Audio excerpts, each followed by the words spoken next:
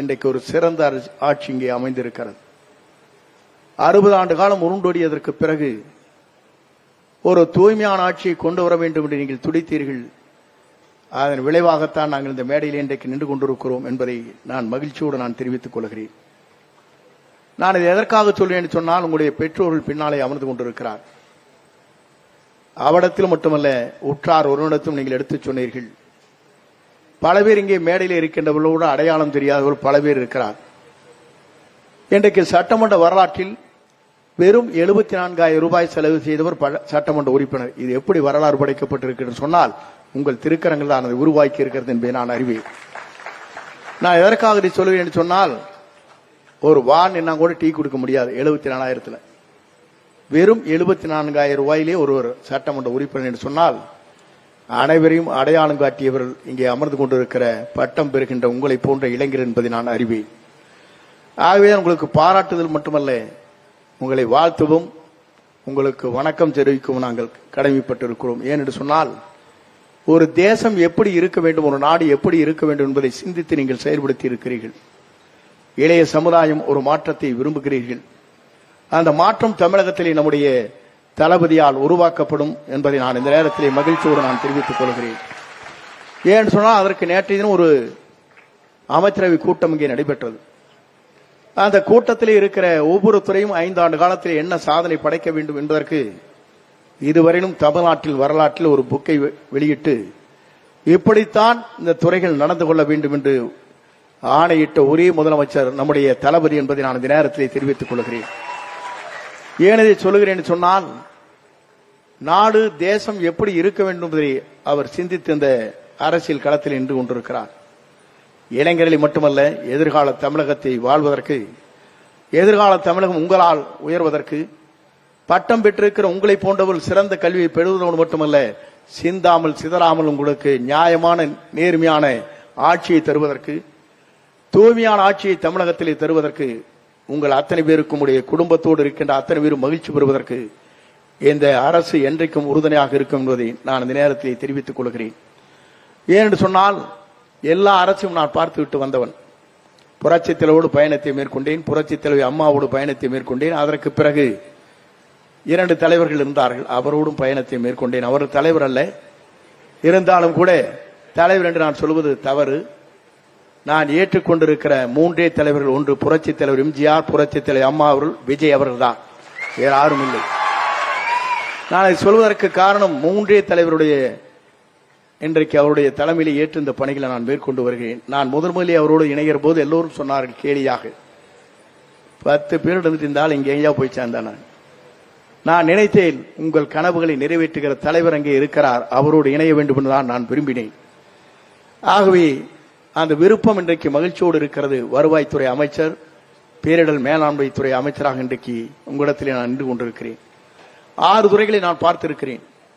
ஆனால் என்னை பொறுத்தவரை இந்த துறையிலே இருக்கிற பணிகளை பார்க்கின்ற போது அடித்தட்டு மக்களுடைய உயிரோட்டத்தை தருகிற துறையாக இந்த துறை இருந்து கொண்டிருக்கிறது. உங்களுடைய அத்தனை பேரோட உதவியோடு தான் தமிழகம் ஒரு புதிய மறுமலர்ச்சியை உருவாக்க இருக்கிறது. தமிழகம் மட்டுமல்ல, இன்றைக்கு சக்தி ஸ்ரீ சக்தி என்று சொன்னாலே அதற்கு ஒரு புகழ் இருக்கிறது. சக்தி என்றாலே உங்களுக்கு தெரியும், சக்தி வாய்ந்தவர்களாக இன்றைக்கு பயணத்தை மேற்கொள்ள இருக்கிறீர்கள். அதற்கு என்னுடைய மகிழ்ச்சியும் பாராட்டுதலும் நான் தெரிவித்துக் கொள்கிறேன். ஏனென்று சொன்னால், உங்களை பார்க்கின்ற போது எனக்கு ஒரு மகிழ்ச்சி. நீங்கள் இருக்கின்ற காரணத்தின் அடிப்படையே தான் நாங்கள் இத்தனை பேரும் இங்கே மேடையில் அமர்ந்து கொண்டிருக்கிறோம். எல்லோருடைய பெயரை சொல்கிற போது நீங்களும் நினைப்பீர்கள், நாம் கூட நின்றிருக்கலாமே இந்த தேர்தல் என்று கூட நினைத்திருக்க கூடும். ஆகவே நீங்களும் வருவீர்கள், நல்லாட்சியை தருவதற்கு நீங்கள் உறுதுணையாக இருப்பீர்கள் என்ற நம்பிக்கை எனக்கு இருக்கிறது. வருகின்றிருக்கிற உங்களை போன்றவுடைய நல்லாட்சியோடு இந்த தமிழகம் வளர இருக்கிறது. பட்டம் பெற்றது மட்டுமல்ல, தாய் தந்தையரை நாம் நேசிக்க வேண்டிய கடமை நமக்கு இருக்கிறது.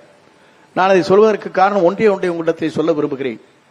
இந்த நான் கல்வித்துறை அமைச்சராக இருக்கின்ற போது ஒரு இடத்திற்கு சென்றேன். அங்கே செல்லுகிற போது அனாதை ஆசிரமத்திலே தாயும் தந்தையும் இருந்தார்கள். கண்ணீர் சிந்தினார்கள். அவள் இருவருமே தலைமை ஆசிரியராக வந்து ஓய்வு பெற்றவர்கள். பவானிக்கு அருகாமையில் இருக்கிற, பன்னாரிக்கு அருகாமையில் இருக்கிற அந்த அனாதை ஆசிரமத்தில் இருந்தார். என்னை கையை பிடித்து அழுதார்கள். ஏன் அழுகிறீர்கள் என்று கேட்டேன். அப்போது அவர் சொன்னார்கள், நான் படிக்க வைத்த என் மகன் அமெரிக்காவிலே சாப்ட்வேர் இன்ஜினியர், மருமகன் அங்கே இருக்கிறார், ஆனால் படித்துவிட்டு அங்கே இருக்கிறார்களே தவிர மனிதநேயத்தோடு என்னை பார்ப்பதற்கு இங்கே வருவதில்லை என்று சொன்னார். ஆகிய மனிதநேயம் மிகவும் முக்கியமான ஒன்று.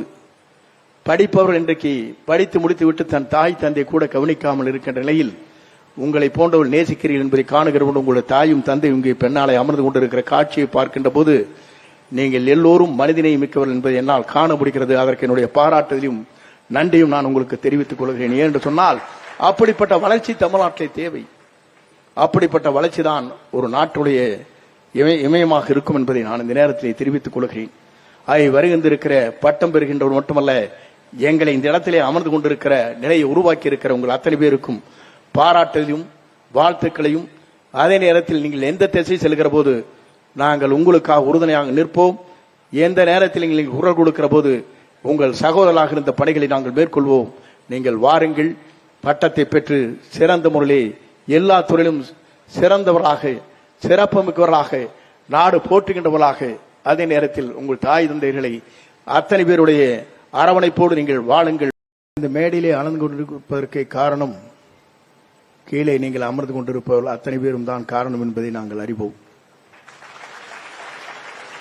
நீங்கள் இல்லை என்றால் இந்த மேடையிலே நாங்கள் இன்றைக்கு அலங்கரித்திருக்க இயலாது.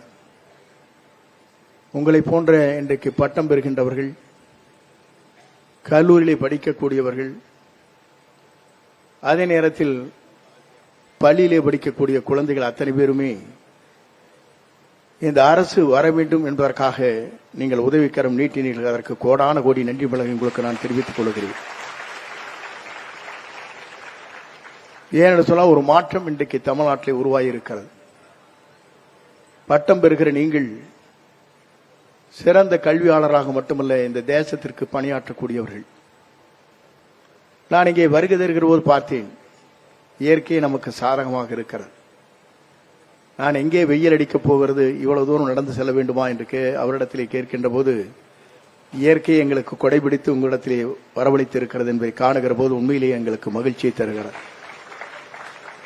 ஏனென்று சொன்னால் நீங்கள் நல்ல மனதோடு இன்றைக்கு கல்வியை கற்றுவிட்டு பட்டம் பெற்று தமிழ்நாட்டிலே மட்டுமல்ல உலக அளவில் நீங்கள் சிறக்கப் போகிறீர்கள். அதற்குடைய வாழ்த்துக்களையும் பாராட்டுகளையும் நான் தெரிவித்துக் கொள்கிறேன். நம்முடைய அரசை பொறுத்தவரையிலும் ஒரு தூய்மையான ஆட்சி தமிழகத்தில் வேண்டும் என்பதுதான். அந்த லட்சியத்தை வைத்துக் கொண்டுதான் தமிழ்நாட்டுடைய முதலமைச்சராக இன்றைக்கு அருணியை அமர்ந்து கொண்டிருக்கிற நம்முடைய வெற்றி தளபதி அவர்கள் இன்றைக்கு இருக்கிறார். நான் அதை சொல்வதற்கு காரணம் ஸ்ரீ சக்தி, அங்கே விஜய், நீங்கள் எண்ணி பார்க்க வேண்டும். நான் எதற்காக இதை சொல்கிறேன் சொன்னால், உங்களுடைய ஆதரவும் அன்பும் இருக்கின்ற காரணத்தின் அடிப்படையே தான்